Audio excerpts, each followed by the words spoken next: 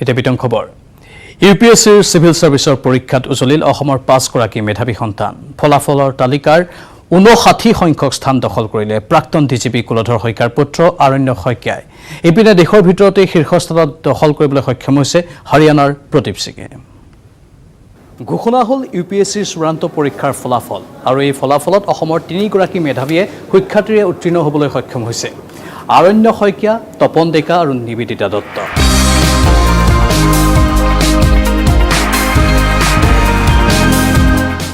আৰণ্য শইকীয়া অসমৰ প্ৰাক্তন আৰক্ষী সঞ্চালক প্ৰধান তথা অসম সাহিত্য সভাৰ বৰ্তমানৰ সভাপতি কুলধৰ শইকীয়াৰ সুসন্তান আৰণ্যকে ইয়াৰ পূৰ্বে দুবাৰ এই সৰ্বভাৰতীয় পৰীক্ষাত অৱতীৰ্ণ হৈছিল আৰু এইবাৰ সৈতে তিনিবাৰ হৈছে তিনিওবাৰেই শিক্ষাৰ্থীৰে তেওঁ উত্তীৰ্ণ হ'বলৈ সক্ষম হৈছে ইয়াৰ পূৰ্বে তেওঁ আইপিএছ হিচাপে নিযুক্তি লাভ কৰিছিল আৰু এইবাৰ 59 সংখ্যক স্থান তেওঁ দখল কৰিবলৈ সক্ষম হৈছে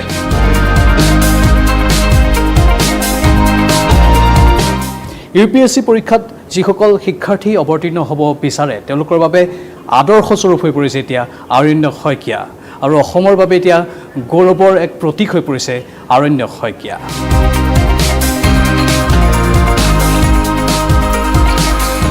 ইফালে ইউপিএছচিৰ চূড়ান্ত পৰীক্ষাত যোৰহাটৰ বাবে গৌৰৱ কঢ়িয়াই আনিছে নিবেদিতা দত্তই 697 সংখ্যক স্থান তেওঁ লাভ কৰিবলৈ সক্ষম হৈছে আৰু তপন ডেকাই 766 সংখ্যক স্থান লাভ কৰিবলৈ সক্ষম হৈছে এই 3 গৰাকী মেধাৱীক লৈ আজি অসমবাসী গৌৰৱান্বিত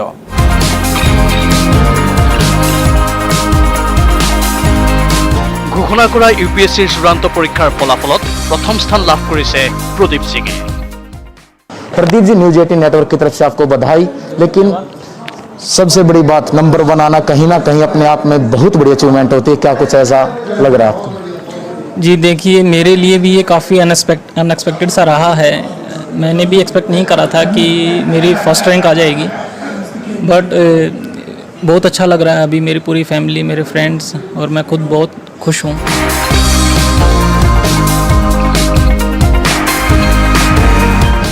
ইয়াৰ মাজতে আন এটা খবৰো আমি জনাব বিচাৰিছোঁ যে গোৱালপাৰাৰ মৰণৈৰ সৈনিক স্কুলৰ এগৰাকী ছাত্ৰ মুকুন্দ কুমাৰ তেওঁ ইউপিএছচিৰ এই চূড়ান্ত পৰীক্ষাত 52 সংখ্যক স্থান লাভ কৰিছে অৱশ্যে তেওঁৰ ঘৰ বিহাৰত যি কি নহওক প্ৰতিগৰাকী শিক্ষাৰ্থীলৈ বা প্ৰতিগৰাকী মেধাৱীলৈ আমি জনালোঁ আন্তৰিক অভিনন্দন আৰু শেহতীয়া আপডেট ইউপিএছচিৰ ফলাফলত উজলিল অসমৰ 5 গৰাকী মেধাৱী সন্তান তেওঁলোক হ'ল আৰণ্য শইকীয়া নিবেদিতা দত্ত তপন ডেকা আৰু আন দুজনেও স্থান লাভ কৰিছে কিশোৰ সূত্ৰধৰ আৰু সিজল আগৰৱালা 748 সংখ্যক স্থান লাভ কৰিছে কিশোৰ সূত্ৰধৰে সিজল আগৰৱালে লাভ কৰিছে 112 সংখ্যক স্থান ইউপিএছচিৰ ফলাফলত উজলি অসমৰ 5 গৰাকী মেধাৱী সন্তান আৰণ্য শইকীয়া নিবেদিতা দত্ত তপন ডেকাৰ উপৰি স্থান লাভ কৰিছে আন দুজনে কিশোৰ সূত্ৰধৰ আৰু সিজল আগৰৱালায়ো স্থান লাভ কৰিবলৈ সক্ষম হৈছে ইউপিএছচিৰ চূড়ান্ত পৰীক্ষাত 748 সংখ্যক স্থান লাভ কৰিছে কিশোৰ সূত্ৰধৰে ইফালে সিজল আগৰৱালে লাভ কৰিছে 112 সংখ্যক স্থান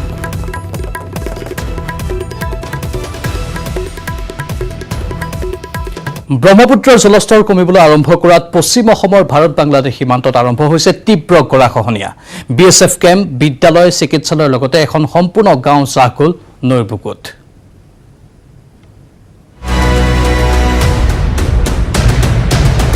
অন কেমেৰা খহনীয়া চকুৰ সন্মুখতে ব্ৰহ্মপুত্ৰৰ বুকুত জাহ গ'ল এটা ঈদগাহ কোনো চিহ্ন অভিনয় নাই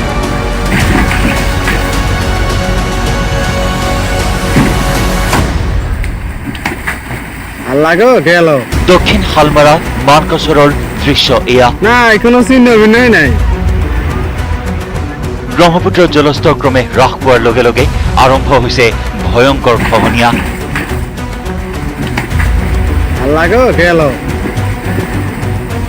খহনীয়াৰ কবলত পৰি সম্পূৰ্ণ নিশ্চিহ্ন হৈ গ'ল ভাৰত বাংলাদেশ সীমান্তত থকা দেৱাইনেৰ আলগাৰ হাতীৰচৰ বিএছএফ কেম্প কেৱল বিএছএফ কেম্পেই নহয় নৈৰ বুকুত জাহ গৈছে সীমান্তত থকা কাঁইটীয়া তাঁৰৰ বেৰো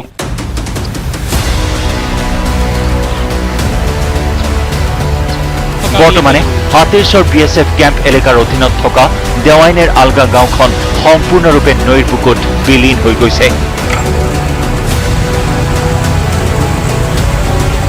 দেশৰ নিৰাপত্তাৰ স্বাৰ্থত সীমান্তত পহৰাৰত BSFে বৰ্তমান যন্ত্ৰচালিত নাও আৰু ফেৰীতে স্থাপন কৰি লৈছে অস্থায়ী কেম্প।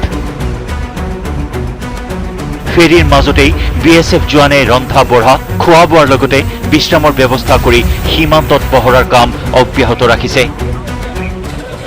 3 दिन का अंदर ही ये हमारा जो हाफिजर BOP कैंप था, इधर एक हॉस्पिटल था, एक स्कूल था, इतना करंट चल रहा है। हाँ, एकदम जीरो लाइन पे आ गया अभी। हाँ, BSF वाला जो इधर ड्यूटी कर रहा है, बहुत दिक्कत से ड्यूटी हो रहा है इन लोग का। हाँ, अभी मोटा मोटी यहाँ 30-35 मीटर केवल बाकी है अभी काटना। ये काटने के बाद हमारा इंडिया खत्म हो जाएगा। BSF वाला अभी बहुत का अंदर है। নৈৰ বুকুত জাহ গ'ল এখন চৰকাৰী বিদ্যালয়, এখন চিকিৎসালয়ৰ লগতে জাহ গ'ল ঈদগাহ। দক্ষিণ হালমাৰা মানকাছৰৰ বিশেষকৈ ভাৰত বাংলাদেশ সীমান্তৱৰ্তী দেৱাইনেৰ আলগা, খাগৰাৰ চৰ, নীলখিয়া, নুপুৰীৰ আলগা, বৰাইৰ আলগা, বামুনডাংগা, পাতাকাটা আদি অঞ্চলত সৃষ্টি হৈছে ভয়ংকৰ খহনীয়া। বিগত এটা সপ্তাহত ব্ৰহ্মপুত্ৰ নৈৰ ভয়াৱহ ৰূপে গ্ৰাস কৰিলে শতাধিক পৰিয়ালৰ ঘৰ দুৱাৰ। ইয়াত মোটামুটি 300 পৰিয়াল ঘৰ আছিল আৰু এখন ডাঙৰ হস্পিটেল আছিল ইয়াতে। তাৰ লগতে আমাৰ BSF কেম্প আছিল, স্কুলো আছিল, চৰকাৰী হস্পিটেলটো আছিলে, চৰকাৰী স্কুলো আছিল। নদী এনেকুৱা পৰিস্থিতি হৈ গৈছে, মানে 3 বিঘা 4 বিঘা একবাৰে পাক মাৰি দিয়ে আৰু দাবাই লৈ যায়। খহনীয়াৰ এই দুৰ্যোগৰ সময়ত জিলা প্ৰশাসনক সহায় তথা গৃহহীন লোকসকলৰ বাবে অস্থায়ীভাৱে চৰকাৰী মাটিৰ ব্যৱস্থা কৰিবলৈ দাবী জনাই খহনীয়াৰ কবলত পৰা লোকসকলে। আৰ্থিক অৱস্থা নাই যে একটা মাটি কিনি ল'ব। আমি এইটো DC মহোদয়ক অনুৰোধ জনাম যে আমাৰ এই মানুহখিনিক যিহেতু ইয়াতে চৰকাৰী মাটিৰ এলট আছে, সিহঁতে মানুহখিনিক যাতে আধা বিঘা কৰি মাটি দি এটা ব্যৱস্থা কৰি দিয়ে। ধুবুৰীৰ পৰা জ্যোতিৰ্ময় চক্ৰৱৰ্তীৰ report, news 18 Assam north east. বৰ্তমান সকলোৰে মনত কেৱল এটাই প্ৰশ্ন, কেতিয়ালৈ অন্ত পৰিব COVID-19 পৰিস্থিতিৰ? এই প্ৰশ্নৰ স্পষ্ট উত্তৰ কোনেও দিব পৰা নাই যদিও সকলোৱে অধীৰ আগ্ৰহেৰে বাট চাই ৰৈছে এই ৰোগৰ ভেকচিন আৰু ঔষধলৈ। তাৰ মাজতে আহিছে এক ইতিবাচক খবৰ।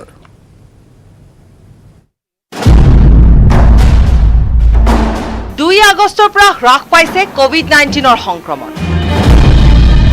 29 ছেপ্টেম্বৰলৈকে ক্ৰমাগতভাৱে হ্ৰাস পাই ভাৰতত প্ৰায় অন্ত পৰিব COVID-19ৰ ফলত সৃষ্টি হোৱা পৰিস্থিতি। সকলোৱে উৎকণ্ঠাৰে বাট চাই থকা এই প্ৰশ্নৰ উত্তৰ আহিছে। এয়া পিছে কোনো বিশিষ্ট চিকিৎসক বা বিশেষজ্ঞৰ মন্তব্য নহয়। কোভিড পৰিস্থিতি সন্দৰ্ভত তাৰিখ নিৰ্দিষ্ট কৰি কোভিড অন্ত পৰাৰ সুখবৰটো দিছে এগৰাকী যুৱতী। 2020 আগষ্টৰ 2 তাৰিখৰ পৰা ইচ এণ্ড এভৰি প্লেনেট নিজৰ নিজৰ ঘৰত মানে ওন হাউচত মানে মুভ কৰিছে, ইয়াক ট্ৰানজিট বুলি কয়। তো এই ট্ৰানজিট হোৱাৰ লগে লগে যেতিয়ালৈকে আটাইকেইটা ঘৰত নিজৰ নিজে গৈ পেলাই পাই যাব, তেতিয়া এই আমাৰ এই অৱস্থাটো যিটো কৰোণাৰ ডিষ্টেঞ্চ আছে, মই একদম 100% গেৰাণ্টি দিও ক'ব পাৰি যে এই কৰোণাৰ ভাৱটো কমি যাব। COVID-19 সন্দৰ্ভত বিগত কেইবামাহ ধৰি জ্যোতিষশাস্ত্ৰ অনুসৰি গণনা কৰি জ্যোতিষী ডক্টৰ শ্ৰী শ্ৰী ঘোষৰ মন্তব্য, বুধ, মংগল আৰু বৃহস্পতি গ্ৰহৰ স্থান পৰিৱৰ্তনৰ বাবে হ'ব এই ইতিবাচক পৰিৱৰ্তন। জ্যোতিষী শ্ৰী শ্ৰী ঘোষে প্ৰকাশ কৰা অনুসৰি শুক্ৰ গ্ৰহে 1 আগষ্টত মিথুন ৰাশিত অৱস্থান লৈছে। বুধ 2 আগষ্টত মিথুনৰ পৰা গৈ কৰ্কট ৰাশিত অৱস্থান গ্ৰহণ কৰিছে। 16 আগষ্টত সূৰ্য কৰ্কটৰ পৰা সিংহ ৰাশিলৈ যাব। মংগল 16 আগষ্টত মেঘ ৰাশিত থাকিব। বৃহস্পতি বৰ্তমান ধনু ৰাশিত অৱস্থান গ্ৰহণ কৰি আছে। 23 ছেপ্টেম্বৰত ৰাহু মিথুনৰ পৰা বৃষ ৰাশিলৈ যাব আৰু শনি 29 ছেপ্টেম্বৰত মাৰ্গী হ'ব। বুধে কি ৰিপ্ৰেজেণ্ট কৰে? আমাৰ ডিঙি, কাহ, খেকাৰ, টনচিল, ব্ৰংকাইটিছ, বুধে এই পাঠটো চায়। আৰু বুধ এই যোৱা 2 তাৰিখে এখেতে শিফ্ট কৰি আছে, মিথুনৰ পৰা কৰ্ক ৰাশিতে ট্ৰানজিট কৰি আছে আৰু নিজৰ লগে লগে ই তাৰ ওচৰ চাপৰে যি আছে চবক তাৰ লগত ফাষ্ট মুভ কৰাই দিব। তাৰ অৰ্থ হৈছে যেনেকে দোকান খোলাই দিব চব, যেনেকে ট্ৰেইন চলাই দিব চব, যেনেকে আপোনাৰ প্লেন চলি যাব, যেনেকে স্কুল কলেজ খুলি যাব। তো এই কৰোণাৰ এই যে প্ৰব্লেমটো ডিং এণ্ড আমাৰ লাঞ্চৰ প্ৰব্লেমটো ইয়াকো ই লৈ গুচি যাবগৈ। গ্ৰহসমূহৰ স্থান পৰিৱৰ্তনৰ ওপৰত ভিত্তি কৰি জ্যোতিষীগৰাকীৰ দাবী 2 আগষ্টৰ পৰা 29 আগষ্টলৈ হ্ৰাস পাই ভাৰতত অন্ত পৰিব কোভিড পৰিস্থিতি। যোৰহাটৰ পৰা গৌতম বৰাৰ report, news 18 Assam north east. নগাঁৱত এগৰাকী চিকিৎসকৰ প্ৰহাৰত আহত হৈছে 4গৰাকী নাৰ্ছ। ডাক্তৰ প্ৰদীপ শইকীয়াৰ বিৰুদ্ধে উত্থাপিত হৈছে মাৰপিটৰ এই অভিযোগ। চিচিটিভিত বন্দী হৈছে নগাঁও কপিলী নাৰ্ছিং হোমত সংঘটিত হোৱা এই মাৰপিটৰ ঘটনা। প্ৰথমে গালিগলাজ, তাৰপিছত পূৰ্ণহতীয়া চৰ গতা। নগাঁৱৰ নাৰ্ছিং হোমত চিকিৎসকৰ দাদাগিৰি, নাৰ্ছৰ ওপৰত হাত উঠালে চিকিৎসকে। ৰঙা টি চাৰ্ট পৰিহিত এইগৰাকী ডাক্তৰ প্ৰদীপ শইকীয়া। কিবা কথাত খং উঠিছে তেওঁৰ। কাষতে থকা 4গৰাকী নাৰ্ছক উদ্দেশ্যি গৰজি উঠিছে ডাক্তৰ শইকীয়া। হঠাতে টিঙিৰি তোলা হৈ পৰিছে তেওঁ আৰু এসময়ত বহি থকা আসনখন এৰি দুখোজ আগবাঢ়ি পূৰ্ণহতীয়া চৰ মাৰিছে এগৰাকী নাৰ্ছক, লগতে মাৰিছে এটা গতাও। এই সমগ্ৰ দৃশ্য বন্দী হৈ ৰৈছে চিচিটিভিত। নগাঁৱৰ কপিলী নাৰ্ছিং হোমত সংঘটিত হৈছে এই ঘটনা। কেৱল এয়াই নহয়, চিচিটিভিত বন্দী হোৱাৰ উপৰিও চিকিৎসকগৰাকীৰ বিৰুদ্ধে 4গৰাকী নাৰ্ছক অভব্য আচৰণৰ অভিযোগ। এয়া মোক এনেকৈ এক গাড়ী মাৰি দিছে। কিবা পেচেণ্ট এটা অহাৰ লগতে লাগিছে, মানে পেচেণ্ট এটা ছাৰৰ পেচেণ্ট আছিলে বোলে, বেলেগ ছাৰে কৰিলে, বেলেগ এটেণ্ডেণ্টে নিজে বেলেগত ছাৰক দেখুৱাইছে, সেইকাৰণে চিষ্টাৰক মাৰিছে। ছাৰ মানে ঘপককৈ উঠি বাং মাৰিব লাগিছে, বাং মাৰিছে, গালত মাৰিছে, হাতখন এনেকৈ পকোৱাই ধৰিছে আৰু মাথাত লাগিছে। সীমা বা আৰু মই পিছতে আছিলোঁ। সীমা বাৰ ববীবাক যেতিয়া মানে ধৰিব গৈছেগৈ, ছাৰে এনেকৈ দিওঁতে গাঁতিটো মাৰোঁতে বাৰুদ ফাটিছে। নাৰ্ছিং হোমখনৰ আন এগৰাকী চিকিৎসকৰে ৰোগীৰ অদল বদলক লৈ নাৰ্ছৰ ওপৰত খৰ্গহস্ত হৈ পৰে ডাক্তৰ প্ৰদীপ শইকীয়া। তৰ্কাতৰ্কি মানে মোক কৈছে যে তই সেইদিনাখন মোক পেচেণ্টটো মই কিয় দি দিম। মই কৈছোঁ ছাৰ মইতো দিয়া নাই, আপুনি এটেণ্ডেণ্টৰ লগত কথা পাতি লওক, বাছ ইমানটোৱে কথা। কৈছে তোক খিৰিকীদি লদি মাৰি পেলাই দিম এনেকৈ ক'লে। মই কৈছোঁ ছাৰ আপুনি মোক কেনেকৈ লদি মাৰি পেলাই দিব। সেনেকৈ কওঁতে মানে উঠি আহি মানে মোক মানে এফালৰ পৰা মাৰি গৈছে আৰু মূৰত ঘোচা মাৰিছে, গালত চৰ মাৰিছে, হাত পকাই দিছে। চিকিৎসকগৰাকীৰ অভব্য আচৰণৰ বিৰুদ্ধে নগাঁও সদৰ আৰক্ষী থানাত গোচৰ ৰুজু কৰে নাৰ্ছকেইগৰাকীয়ে। নগাঁৱৰ পৰা Nilotpal Bora, news 18 Assam north east. বুধবাৰে অযোধ্যাত ৰাম মন্দিৰৰ ভূমি পূজন অনুষ্ঠান। ভূমি পূজন অনুষ্ঠানক লৈ এতিয়া উখল মাখল অযোধ্যা। প্ৰধানমন্ত্ৰীয়ে অংশগ্ৰহণ কৰিবলগীয়া অনুষ্ঠানটোৰ বাবে অযোধ্যাত গঢ়ি তোলা হৈছে কটকটীয়া নিৰাপত্তা ব্যৱস্থা।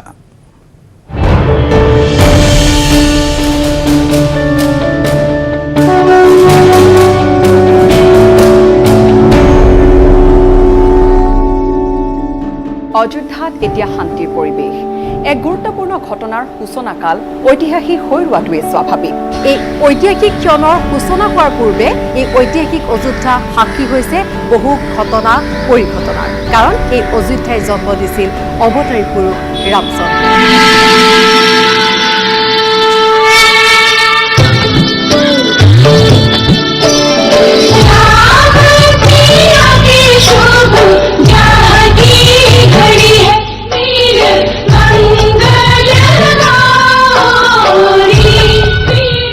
আগষ্টৰ এক ঐতিহাসিক ক্ষণৰ শুভ মুহূৰ্তত ভাৰতৰ প্ৰধানমন্ত্ৰী নৰেন্দ্ৰ মোদী অংশগ্ৰহণ কৰিব ইতিহাস প্ৰসিদ্ধ ৰাম মন্দিৰৰ ভূমি পূজনৰ কাৰ্যসূচীত। আৰু তাৰ বাবে এতিয়া মহা আয়োজন চলিছে অযোধ্যাত। নিশাৰ ভাগত মায়াময় হৈ উঠিছে নানা ৰঙী আলোকসজ্জাৰে সমগ্ৰ অযোধ্যা। দুদিনীয়া কাৰ্যসূচীৰে দীপাৱলী আৰম্ভ হৈছে এতিয়া অযোধ্যাত।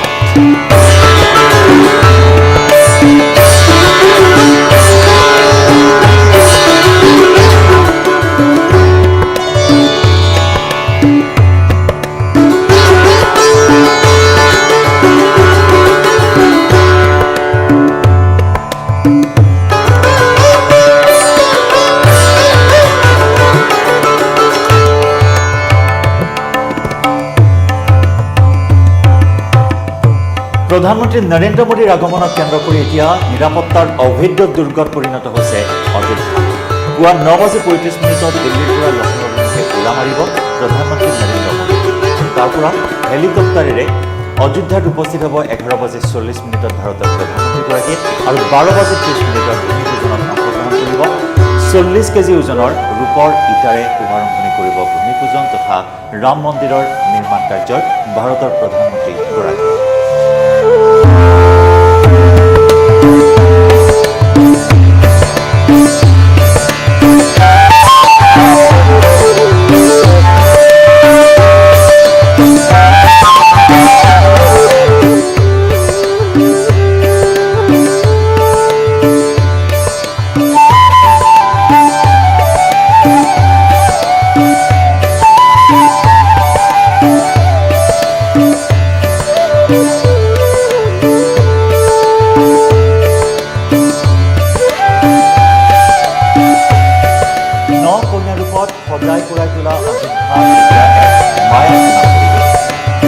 মহাভূমিপূজনৰ মহা আয়োজন প্ৰায় সম্পূৰ্ণ হৈছে আৰু এই সন্দৰ্ভত বিশেষ সম্প্ৰচাৰ ৰামময় অযোধ্যা চাবলৈ নাপাহৰিব আজি নিশা 9 বজাত।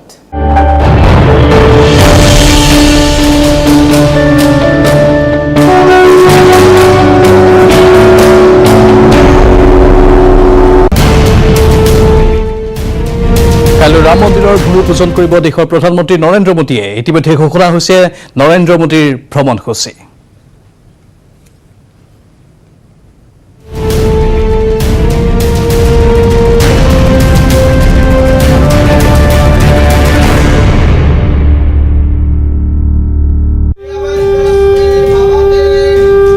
বুধবাৰে অনুষ্ঠিত হ'ব ৰাম মন্দিৰৰ ভূমিপূজন। ভূমিপূজনত অংশগ্ৰহণ কৰিব প্ৰধানমন্ত্ৰী নৰেন্দ্ৰ মোদীয়ে। পুৱা 9:35 দিল্লীৰ পৰা ৰাওনা হ'ব মোদী। 10:35 উপস্থিত হ'ব লক্ষ্ণৌত। 10:40 অযোধ্যা অভিমুখে ৰাওনা হ'ব মোদী। 11:40 অযোধ্যাত অৱতৰণ কৰিব মোদীৰ হেলিকপ্টাৰ। 12 বজাত ৰামলালা দৰ্শন কৰিব মোদীয়ে। 12:15 প্ৰৱেশ কৰিব পূজনস্থলীত। 12:30 আৰম্ভ হ'ব ভূমিপূজন। 2:20 অযোধ্যা এৰিব মোদীয়ে। প্ৰধানমন্ত্ৰী হিচাপে মোদীৰ এয়া প্ৰথম ৰামলালা দৰ্শন। আমন্ত্ৰিত হৈছে 175 গৰাকী অতিথি। আমন্ত্ৰিত হৈছে বাবৰ মছজিদ পক্ষৰ মূল ইকবাল আনচাৰীও।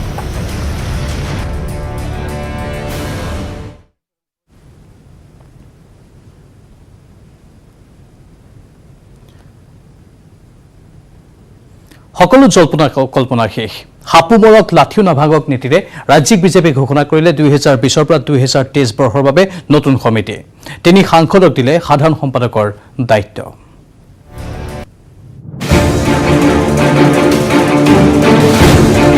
বিজেপিয়ে ঘোষণা কৰিলে 2020 বৰ্ষৰ পৰা 2023 বৰ্ষৰ ৰাজ্যিক সমিতি। হাপুমৰক লাঠিও নাভাঙক নীতিৰে বিজেপিৰ নতুন সমিতি। উজনি নামনি বৰাক ব্ৰহ্মপুত্ৰৰ সমীকৰণ। 3 সাংসদক সাধাৰণ সম্পাদকৰ দায়িত্ব।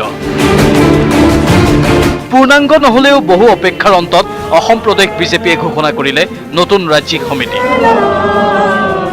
সভাপতি ৰঞ্জিত দাসৰ টিমত চামিল হ'ল বহুকেইখন নতুন মুখ। সাংগঠনিক সাধাৰণ সম্পাদক ফণীন্দ্ৰনাথ শৰ্মাকে ধৰি 4জনীয়া সাধাৰণ সম্পাদকৰ তালিকাত সাংসদ ডাক্তৰ ৰাজদীপ ৰয়, তপন কুমাৰ গগৈ আৰু পল্লৱ লোচন দাস। 8জন উপসভাপতিৰ ভিতৰত সাধাৰণ সম্পাদক হ'ব বুলি চৰ্চাত থকা জয়ন্ত দাস আৰু জয়ন্ত মল্ল বৰুৱা। আমি উপসভাপতি হিচাপে আমি দায়িত্ব অৰ্পণ কৰিছোঁ ডক্টৰ হেমপ্ৰভা বৰঠাকুৰ, বিজুলী কলিতা মেধি, ৰেখাৰাণী দাস বড়ো, স্বপ্ননীল বৰুৱা, ৰতন তেৰণ, পুলক গোহাঁই, জয়ন্ত দাস আৰু জয়ন্ত মল্ল বৰুৱা। আৰু সাধাৰণ সম্পাদক হিচাপে আমাৰ সাংসদ ডক্টৰ ৰাজদীপ ৰয়, সাংসদ শ্ৰী তপন কুমাৰ গগৈ আৰু সাংসদ পল্লৱ লোচন দাস আৰু আমাৰ সাংগঠনিক সাধাৰণ সম্পাদক হিচাপে ফণীন্দ্ৰনাথ শৰ্মা ডাঙৰীয়া আৰু কোষাধ্যক্ষ হিচাপে ৰাজকুমাৰ শৰ্মা আৰু সহ কোষাধ্যক্ষ হিচাপে মনোজ চাৰাফ আৰু সম্পাদক হিচাপে আমি দায়িত্ব দিছোঁ ডিপ্লুৰঞ্জন শৰ্মা, কিশোৰ উপাধ্যায়, কৃষ্ণমণি চুতীয়া, লচি ৰয়, সুকুমাৰ বিশ্বাস, অকণি দেৱী, বেণুধৰ নাথ, তৰংগ গগৈ আৰু পৰমী দাস। 2021 নিৰ্বাচনী অংকৰে গঠন কৰা সমিতিত স্থান নাপালে মৃগাংক বৰ্মন, প্ৰদীপ ঠাকুৰীয়া, বিজয় গুপ্তা, অমিয় ভূঞাই। সলনি নহল কোষাধ্যক্ষকে ধৰি বহুকেইটা পদবী। মহিলা মৰ্চাৰ সভানেত্ৰীৰ দায়িত্ব পালে অপৰাজিতা ভূঞাই। একমাত্ৰ সাধাৰণ সম্পাদকৰ দায়িত্ব পালে টিকট বঞ্চিত হ'ব লাগিব বুলিয়েই সাধাৰণ সম্পাদকৰ দায়িত্ব পালে 3 সাংসদে। কেমেৰাত নিতুল কৃষ্ণৰ সহযোগত Raju Barua, news 18, Assam north east. আৰু প্ৰাইম টাইম মিটিঙত এইখিনিতে সময় হৈছে চমু বাণিজ্যিক বিৰতিৰ।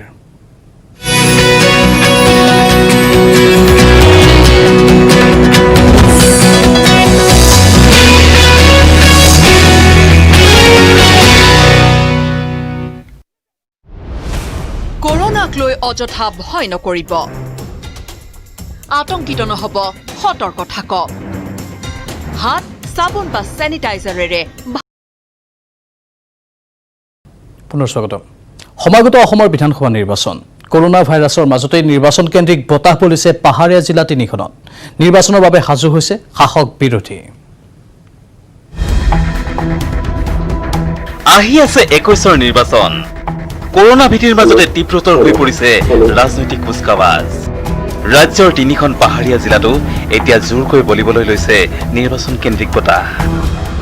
নিৰ্বাচনৰ প্ৰাৰ্থিত্বক কেন্দ্ৰ কৰি বিভিন্ন ধৰণৰ গুণাগথা চলিছে পাহাৰীয়া 3খন জিলাৰ 5টা সমষ্টিক্ৰমে ডিফু, বোকাজান, হাওৰাঘাট, বৈঠালাংছু আৰু হাফলং সমষ্টিত। বোকাজান সমষ্টিৰ বিধায়ক তথা বিজেপিৰ মুখপাত্ৰ ডাক্তৰ নুমল মমিনৰ মতে পাহাৰৰ 5টা সমষ্টিতেই বিজেপিয়ে জয়লাভ কৰিব। পাহাৰীয়া 3খন জিলাতো বিজেপিৰ 100%। আমি 5খন সিটতে আমি ভাৰতীয় জনতা পাৰ্টি জয়লাভ কৰিম। ৰাইজ আজি বিজেপিৰ পক্ষত আৰু আমি 5খন সিটে আমি এবাৰ জিকিম। Clean sweep. পাহাৰত 3টা পাহাৰীয়া জিলা আছে অসমত, 5টা সিট আছে। এই 5টাতো বিজেপিৰ খাটাং, এটাও লৰচৰ নহয়। 100% 5টা আমি জিকিম। ইফালে 5টা সমষ্টিক লৈ কঁকালত টঙালি বান্ধিছে শাসক বিৰোধীয়ে। 5টা সমষ্টিতেই বিজেপিৰ একাধিক প্ৰাৰ্থীয়ে বিচাৰিছে দলীয় টিকট। ডিফু সমষ্টিত মন্ত্ৰী চুমৰংহাঙৰ উপৰিও বিজেপিৰ টিকটৰ দাবীদাৰ বিদ্যেশ সিং ইংলেং আৰু টিংক্ৰে ৰংপি। হাওৰাঘাট সমষ্টিত বৰ্তমানৰ বিধায়ক জয়ৰাম ইংলেঙৰ উপৰিও নাম চৰ্চাত আছে ৰিতেশ সিংহি আৰু দৰ সিং তেৰাঙৰ। বৈঠালাংছু সমষ্টিত বিধায়ক ডাক্তৰ মান সিং ৰংপিৰ উপৰিও কাৰ্যবাহী সদস্য মংগল সিং টিমুং আৰু তুলিয়াম ৰংহাঙৰ পত্নী কাছে তেৰাংপিৰ নাম চৰ্চাত। বোকাজান সমষ্টিত ডাক্তৰ নুমল মমিনৰ উপৰিও টিকট বিচাৰিব ভূষণ ৰংফাৰে। ডিমা হাছাও জিলাৰ একমাত্ৰ সমষ্টি হাফলঙত নাম উচ্চাৰিত হৈছে কুলেন্দ্ৰ দাউলাগাপু, নন্দিতা গাৰ্লুচা আৰু বৰ্তমানৰ বিধায়ক বীৰভদ্ৰ হাগজেৰৰ। শেষ মুহূৰ্তত হাফলং সমষ্টিত যদি মিত্ৰদল অগপক এৰি দিয়ে তেন্তে অগপৰ প্ৰাৰ্থী হ'ব প্ৰাক্তন মুখ্য কাৰ্যবাহী সদস্য দেৱজিৎ থাউচেন। ইফালে বোকাজান সমষ্টি সন্দৰ্ভত নুমল মমিনে ক'লে, বোকাজানৰ সমষ্টিটো বুলিয়ে কথা নহয়, 5টা সিটে আমি জিকিম আৰু বোকাজানটো চবতকৈ ভাল পজিশ্যনত আছে আজি ভাৰতীয় জনতা পাৰ্টীৰ। যাক টিকেট নিদিলেও তাৰ পৰা জয়লাভ কৰিব লাগিব। নিৰ্বাচনলৈ মাজতে 6 মাহ বাকী থকা অৱস্থাত পাহাৰীয়া জিলাৰ 5টা সমষ্টিত পিছ পৰি ৰোৱা নাই বিৰোধী কংগ্ৰেছ আৰু ASDC দলো। শাসক বিৰোধী দলসমূহে বিভিন্ন ইচ্ছুক লৈ ভোটাৰক আকৃষ্ট কৰাৰ চেষ্টা অব্যাহত ৰাখিছে। কেমেৰা পাৰ্চন প্ৰভাত সিঙৰ সৈতে Bipul Barman, news 18 Assam north east. নিৰ্বাচনৰ দিন চমু চাপি অহাৰ লগে লগে শংকিত হৈ পৰিছে শাসকীয় দলৰ মন্ত্ৰী বিধায়ক। সততে সাংবাদিকৰ পৰা দূৰত্ব বৰ্তাই ৰখা ধেমাজিৰ বিধায়ক ৰণোজ পেগুৱে এইবাৰ সংবাদমেল পাতি কৰিলে কেতবোৰ বিস্ফোৰণ। কিন্তু সংবাদমেলত কি ক'লে ধেমাজিৰ বিধায়কগৰাকীয়ে?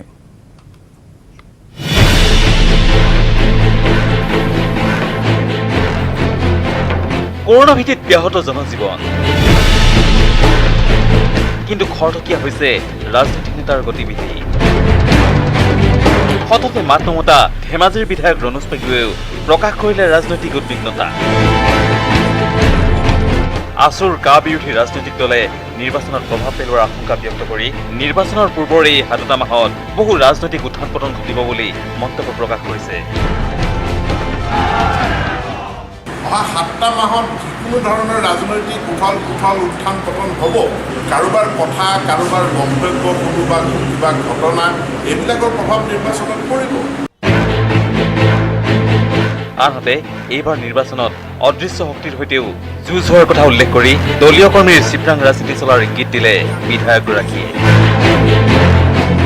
যিকোনো ব্যক্তি বা যিকোনো ব্যক্তি সমষ্টিয়ে কোনো ৰাজনৈতিক দল গঠন কৰিলে আমি আদৰণি জনাওঁ। গণতন্ত্ৰত তেওঁলোকৰ অধিকাৰ আছে, গতিকে ৰাজনৈতিক দল তেওঁলোকে কৰক, তেওঁলোকে নিৰ্বাচন খেলক, সেই সিদ্ধান্ত ৰাইজে। দৃশ্য অদৃশ্য বিভিন্ন শক্তিৰ বিভিন্ন কথাৰ বিভিন্ন ঘটনাৰ প্ৰভাৱ নিৰ্বাচনত পৰে, কিন্তু সত্যটো সত্য। ইফালে NSPCক সমৰ্থন দিবলৈ গৈ একালৰ নদীবান্ধ বিৰোধী আন্দোলন কৰা ৰণোজ পেগুৰ উদ্ভট মন্তব্যই সকলোৰে চকু কপালত তুলিছে। কেৱল বিধায়ক হোৱাৰ স্বাৰ্থত সন্মিলিত গণশক্তিৰ পৰা বিজেপিত যোগদান কৰা ৰণোজ পেগুৱে সন্মিলিত গণশক্তিত থাকোঁতে তেওঁ কৰা আন্দোলনৰ সকলো দাবী হেনো NSPCয়ে পূৰণ কৰা বুলি মন্তব্য কৰিলে ৰণোজ পেগুৱে। মই যেতিয়া নদীবান্ধ বিৰোধী আন্দোলন কৰিছিলোঁ সেই সময়ত গেৰুকামুখৰ পৰা 1 কিলোমিটাৰো নাছিল ডাউন ষ্ট্ৰীমৰ প্ৰতি ৰিকগনিশ্যন। এই আন্দোলনৰ ফলস্বৰূপে আজি ভাৰত চৰকাৰে NSPC কৰ্তৃপক্ষই নদীবান্ধৰ পৰা প্ৰথম পৰ্যায়ত 30 কিলোমিটাৰলৈকে এইটো ডাউন ষ্ট্ৰীম সুৰক্ষাৰ দায়িত্ব গ্ৰহণ কৰি তেওঁলোকে সুৰক্ষাৰ ব্যৱস্থা ইতিমধ্যে তেওঁলোকে কৰি আছে। ধেমাজিৰ পৰা Mon Bikash Borgohain, news 18 Assam north east. এবাৰ ৰাইজৰ ৰোষত পৰিল শদিয়াৰ বিধায়ক বলিন চেতিয়া। কুন্দিল নৈৰ খহনীয়া পৰিদৰ্শন কৰিবলৈ গৈ দল সংগঠন আৰু ৰাইজৰ প্ৰশ্নত থকা সৰকা হ'ল বিধায়কগৰাকী। ৰাইজৰ ৰুদ্ৰমূৰ্তি দেখি পলায়ন কৰে বিধায়ক চেতিয়াই।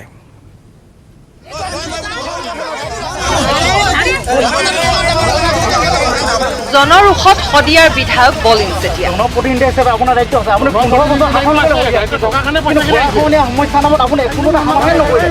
কুন্দিল নৈ খহনীয়া পৰিদৰ্শন কৰিবলৈ গৈ দল সংগঠন আৰু ৰাইজৰ প্ৰশ্নত থকা সৰকা বিধায়ক বলিন চেতিয়া।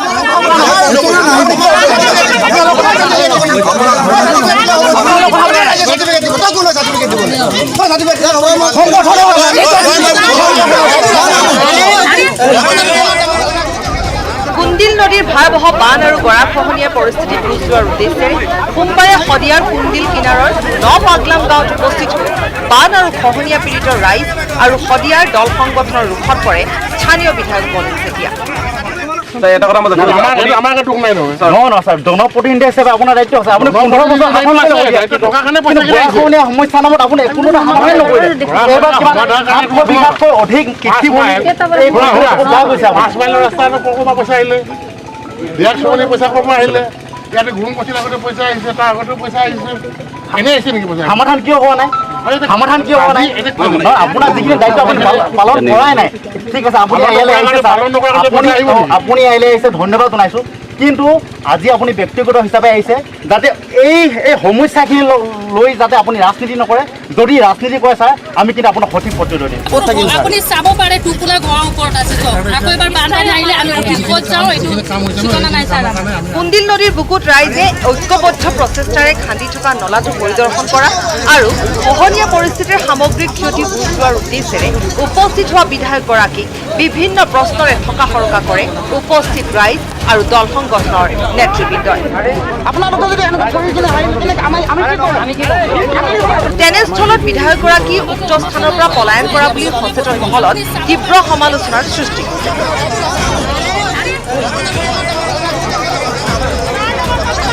তেনে সময়তে জাতীয় জনগোষ্ঠীয় দল সংগঠনৰ নেতৃত্বত শদিয়াৰ একাংশ বিজেপি দলৰ কৰ্মী আক্ৰমণ কৰিবলৈ চুচা হোৱাৰো অভিযোগ উত্থাপন হৈছে। দুই পক্ষৰ মাজত তীব্ৰ বাক বিতণ্ডা হোৱাত যুক্তিৰে কথাবোৰ প্ৰত্যুত্তৰ দিব নোৱাৰি দিকবিদিক হেৰুৱাই বিধায়কগৰাকী দলীয় কৰ্মীৰ সৈতে ঘটনাস্থলীৰ পৰা পলায়ন কৰে। দিগবৈৰ পৰা ৰীনা কাকতি গগৈ, নিউজ 18 অসম নৰ্থ।